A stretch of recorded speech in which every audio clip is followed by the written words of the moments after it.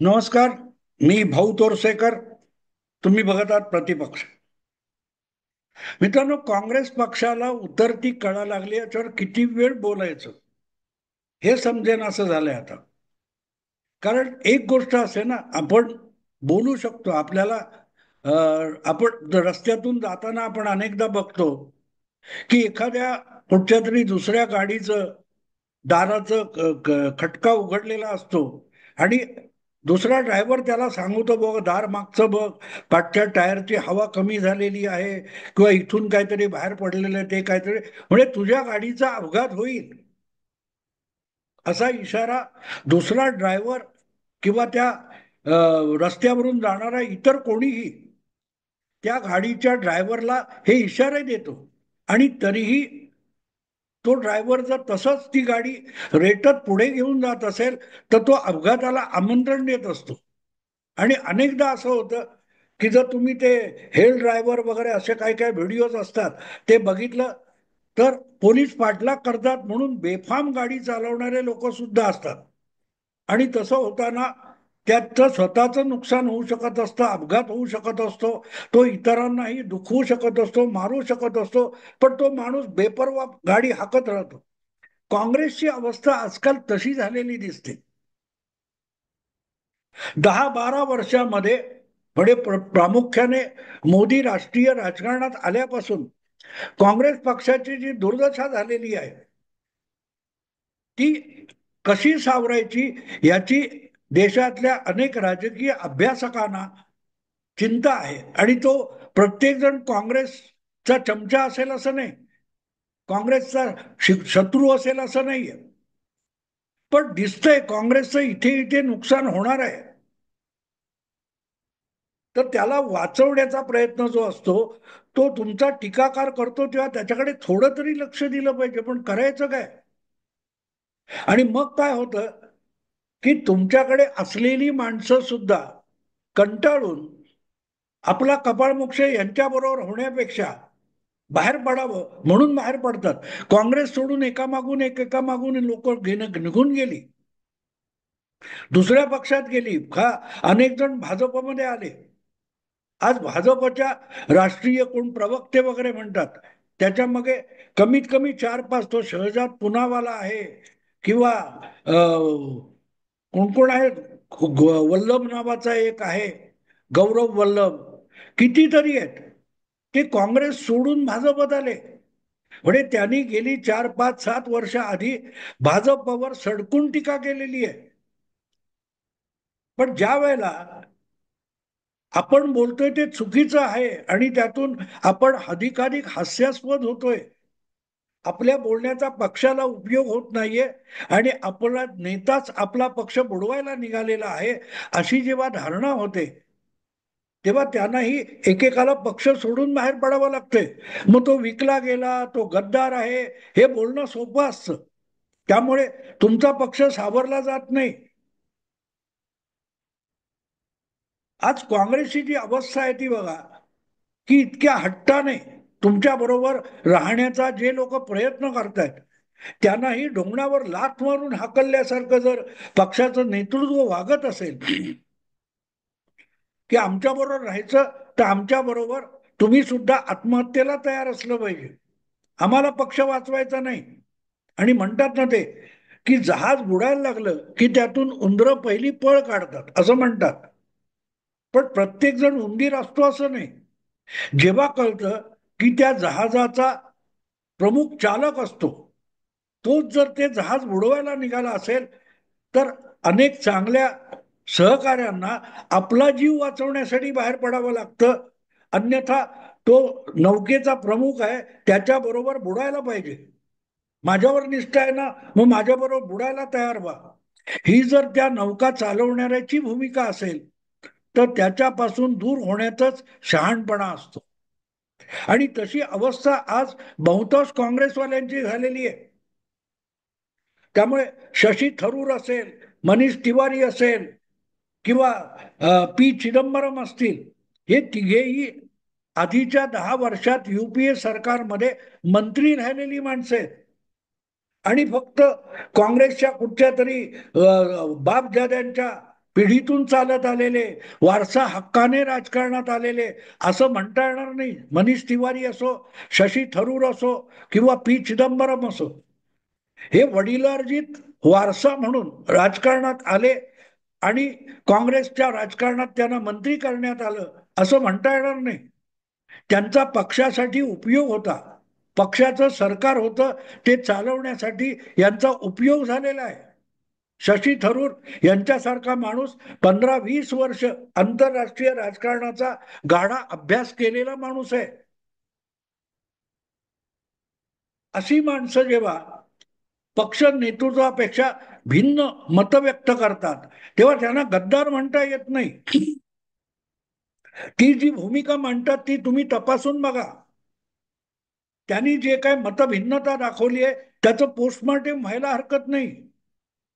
आणि ते पोस्टमॉर्टेम करायला गेलं की लक्षात येतं की ही माणसं आपल्या पक्षाला, काँग्रेस पक्षाला विषप्रयोगापासून, स्लो पॉइझनिंग पासून वाचवण्याचा प्रयत्न करतायत.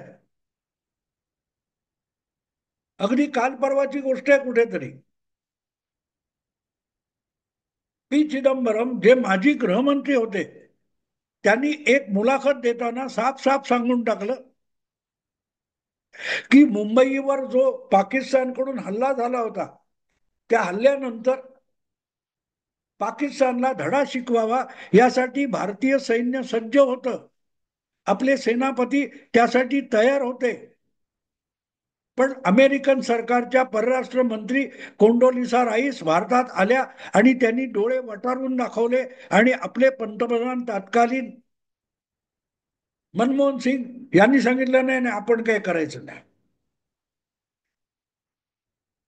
आणि दुसरीकडे पक्षाचा प्रमुख सर्वश्रेष्ठ नेता नरेंद्र सरेंडर असं म्हणून मोदींच्या ऑपरेशन सिंदूरवर शिंतोडे उडवत असतो. हे सगळं कॅमेरा समोर येऊन बोलताना आपल्या तोंड थोबाडीत मारून घेतल्यासारखं चिदंबरमला वाटणार.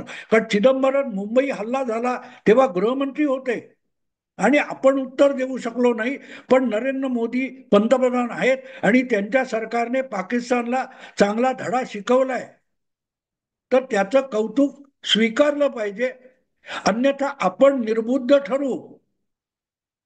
सामान्य माणसासमोर थोडीफार बुद्धी ज्याच्याकडे आहे त्याच्यासमोर आपण काँग्रेसचे नेते म्हणून मूर्ख ठरतोय.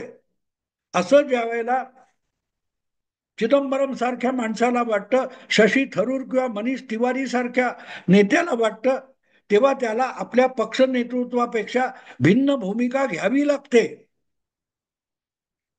पण तुम्ही माझ्या विरुद्ध बोललात म्हणजे पक्षाविरुद्ध बोललात, पक्षाच्या तत्वज्ञानाविरुद्ध बोललात म्हणून त्यांना वाढीत टाकलं जातं काँग्रेस पक्षात. ऑपरेशन सिंदूर नंतर जी जगभर शिष्टमंडळ पाठवण्यात आली त्यापैकी एका शिष्टमंडळाचं नेतृत्व शशी थरूर यांनी केलं होतं, तर दुसऱ्या एका शिष्टमंडळामध्ये मनीष तिवारी यांचा समावेश होता. आणि त्यामुळे त्यांना काँग्रेस पक्षामध्ये गेल्या काही महिन्यामध्ये जवळपास वाढीत टाकलं गेलेलं आहे. आता प्रश्न असा आहे की ते पक्षाला वाचवतायत की राहुल गांधींपासून वाचवतायत. त्यांची मतभिन्नता ही पक्षाच्या ध्येय धोरणानुसार आहे, पक्षाच्या हितासाठी आहे. आणि राहुल गांधी पक्षाचं जे नुकसान करतायत त्यापासून पक्षाला वाचवण्याचा हा त्यांनी चालवलेला प्रयास आहे. पण पक्षाचे सामान्य प्रवक्ते, कर्तृत्वहीन निर्बुद्ध लोक, तो राशीद अल्वी नावाचा काँग्रेसचा एक अडगळीत पडलेला प्रवक्ता आहे, पक्षासाठी त्याने काय केलं माहित नाही. पण मायावतींच्या कालखंडामध्ये हा रशीद अल्वी हा मायावतींच्या पक्षातून मला वाटते राज्यसभा खासदार झालेला होता. पण पुढल्या काळात त्याने मायावतींचा पक्ष सोडला आणि असलं भंगार सगळं हे काँग्रेसच्या अडगळीच्या खोलीत येऊन पडतं. तसा रशीद अल्वी हा पुढल्या काळात काँग्रेसचा नेता झाला आणि आजही काँग्रेसचा नेता आहे. तो उदित राज नावाचा भाजपने हाकून लावलेला नेता, तो सुद्धा भाजपचा असाच प्रवक्ता आहे ज्यांचा भाजपच वेश महत्वाचा आहे, त्यासाठी त्यांना काँग्रेसमध्ये घेतलेलं आहे. आणि मग ते कधी कधी सोयीनुसार प्रवक्ता असतात. चिदंबरम सारखा माणूस, ज्याने जवळजवळ 8-9 वर्ष अर्थमंत्री म्हणून आणि 3-4 वर्ष गृहमंत्री म्हणून काम केलं युपीए सरकारमध्ये. युपीए सरकारमध्ये 2 किंवा 3 नंबरचा नेता किंवा मंत्री म्हणून ज्याने काम केलं, त्याला नालायक ठरवतोय कोण, गद्दार ठरवतोय कोण? रशीद अलवी. कारण चिदंबरम जे बोलतोय ते एक प्रकारे काँग्रेसच्या चुकांवर बोट ठेवतोय. आणि जे सत्य आहे, जे सत्य आहे, यापूर्वी अनेकांनी सांगितलेलं सत्य आहे आणि ते जनतेसमोर आहे. तो रशीद अल्वी हा चिदंबरमला शहाणपण शिकवणार.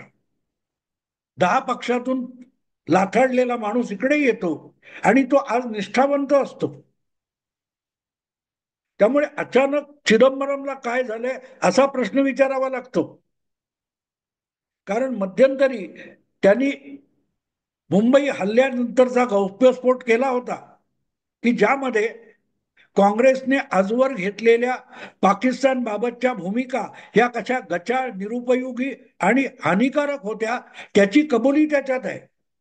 की आम्हीही, जे आज मोदी सरकार आपल्या भारतीय सेनेला मुक्त हस्त देऊन पाकिस्तानला धडा शिकवते, ते युपीए सरकार सुद्धा करू शकलं असतं. पण आम्ही करू दिलं नाही, कारण अमेरिकेने डोळे वटारले. हे जर तुमचे चिदंबरम सांगतायत आणि आता त्यांनी आणखीन एक पुढची पायरी गाठली. ते फार मागे गेलेत, इंदिराजींच्या काळात गेलेत. मनमोहन सोडा, तुमचे नरसिंहराव किंवा राजीव गांधी यांच्याही अलीकडे इंदिराजी, म्हणजे जवळजवळ 40 वर्षापूर्वीची गोष्ट. खलिस्तानचा विषय नको तितका चिघळला तेव्हा खलिस्तानी आणि काय ते अतिरेकी संपवण्यासाठी ऑपरेशन ब्लू स्टार करण्यात आलं होतं. बिदरनवाले नावाचा अतिरेकी हा अमृतसरचं सुवर्ण मंदिर काबीज करून बसला होता आणि रोजच्या रोज कोणाचेही मुडदे पाडले जात होते. अशा वेळेला लष्करी कारवाई करून बिदरनवालेला ठार मारण्यात आलं. त्याच्याबरोबरच्या अनेक शीख खलिस्तानी अतिरेक्यांना ठार मारण्यात आलं. त्यासाठी जी लष्करी कारवाई झाली तिला ब्लू स्टार म्हणतात, ऑपरेशन ब्लू स्टार. जसं आता ऑपरेशन सिंदूर, तसं ऑपरेशन ब्लू स्टार. ती कारवाई करायला नको होती. त्यामुळे शीख समाज काँग्रेस पासून दुरावला आणि म्हणून ती कारवाई वेगळ्या प्रकारे करता आली असती. अगदी शिखांचं सर्वोच्च मंदिर असलेल्या सुवर्ण मंदिरामध्ये लष्कर घुसवणं, तिथे गोळीबार होणं, रक्तपात होणं हे गैरलागू होतं. अशा स्वरूपाचं एक मतप्रदर्शन चिदंबरम यांनी आता केले. अचानक चिदंबरम यांना ह्या सगळ्या गोष्टी कुठून सुचायला लागल्यात आणि म्हणून वाटतं की चिदंबरमला झालंय काय. कारण आजवर सत्तेसाठी गांधी खानदानाचे सेवेत रुजू होणं आणि त्यांनी लाथा मारल्या तरी त्या हसत हसत झेलणं, म्हणजेच काँग्रेस पक्षाविषयीची निष्ठा, अशी ज्यांची भूमिका आहे, अशी माणसं सुद्धा हळूहळू करत राहुल गांधींना कंटाळलेली आहेत. अन्यथा चिदंबरम, शशी थरूर किंवा मनीष तिवारी यासारखे लोक आता मोकळेपणाने बोलायला लागले नसते. एकटे चिदंबरम नाहीयेत, आणि ही जी काही मोजकी माणसं आहेत, ही मोजकी माणसं आहेत. पण राहुल गांधींनी त्यांना सुद्धा आपल्या पक्षातून पळून जाण्याची वेळ आणायची अशी भूमिका घेतलेली दिसते आणि त्यातून हे सगळं झालेलं आहे. अनेकदा असं म्हणतात, कुठचा तरी मला वाटतं सलमान खान वगैरे कोणाचा तरी तो एक डायलॉग आहे प्रसिद्ध, कि तुम मुझ पर एक मेहरबानी करो कि मेरी मदत मत करो, मुझ पर मेहरबानी मत करो. राहुल गांधी काँग्रेसला वाचवायचा प्रयत्न करणार करतात. त्यातून काँग्रेस पक्षाचं इतकं नुकसान झालेलं आहे की राहुल गांधींनी काँग्रेस पक्षाला वाचवण्याचा प्रयत्न करू नये. तो आपल्या क्रमाने मरणार असेल तरी तो आणखीन 20 वर्ष जगेल.